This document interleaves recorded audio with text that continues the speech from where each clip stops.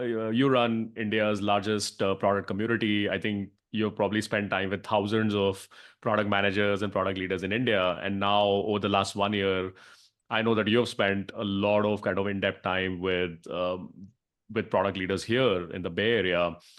What are the ways in which you have seen they are different, and also in ways that they are similar in terms of personalities, in terms of their approaches, in terms of the way they think, right? Every aspect of just being a product builder.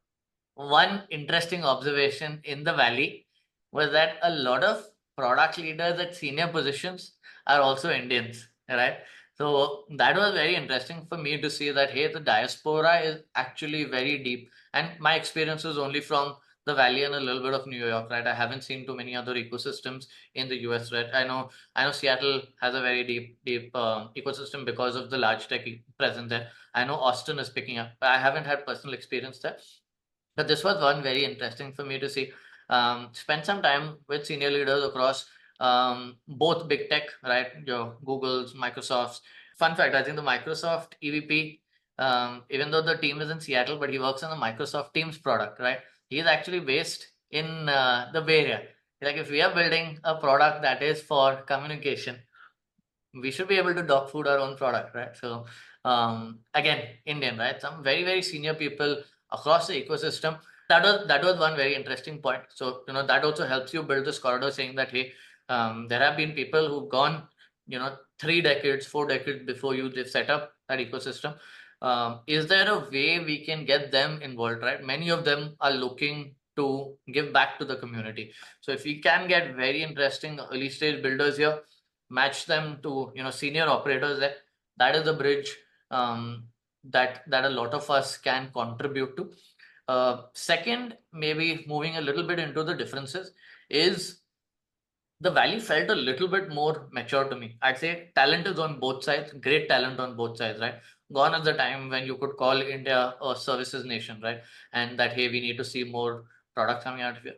Every product you name there, many product, not every product, but many products that you name there, you'd have an equivalent here with a similar design sense, or even better in some cases. So in terms of tech, in terms of design, in terms of UX, we are there, right? UPI as a product, billions of transactions. You cannot see something like that anywhere else in the world. Quick commerce written off across the world. Zepto today at a $5 billion valuation and only increasing, executing here. So talent is definitely there here. Only one thing is, I feel like in the Valley there's slightly more mature thinking in terms of slightly more mature in sense, second order, a little bit more long term thinking. Could be because of the products they are building, slightly more global consumer products that you're seeing coming out of the Valley. Could be because they just started building software products at scale much before we've seen, right? So it could be just a factor of time um, and experience, right? You get to work on products that are used across different. So I felt like there is a little bit more maturity um, in terms of just the thinking, but lots of senior leaders coming back to India, working with India startups here, bringing that culture back here. That is getting embedded, right? So I think it's going to be very interesting seeing that cross pollination also come, not just from founders going there and trying to sell in the Valley and trying to set up teams there. It's also going to be the other way around, where senior leaders have worked decades in the Valley, now want to come back, maybe closer to home, contribute to startups here. That cross pollination is also going to be very interesting. So I think both on similarities and slight differences. These were, I think, some very interesting points that I noticed on a recent trip there. And just double clicking in terms of their product building philosophies, right? Like founders as well as product leaders and companies tend to be, some people are more design led, some people are more distribution led. I recorded a podcast with Rohini where we were discussing Square's philosophy, where Yeah. it's not just about building great products. It's you have to also stress test in parallel whether there is a business to be built around the product, right? So everyone has different kind of frameworks and approaches. Have you seen any contrasts between how product folks in India approach it versus kind of what you have heard in the last 1 year from kind of experienced leaders here and how they approach building products? See, there were certain nuances which I think have gotten much more closer in the last few years. Hmm. If you consider a wave that was there in, say, 2015, 16, I don't think there was as much focus as an ecosystem in building design first products. But today, pick up any consumer product here versus there in the valley, 1920. If not, sometimes you might find a better functioning product, much cleaner looking interface in India versus that in the valley. There have been instances, right? So I'd say that point of discussion where, okay, hey, we weren't focusing so much on design, we were just trying to get things done.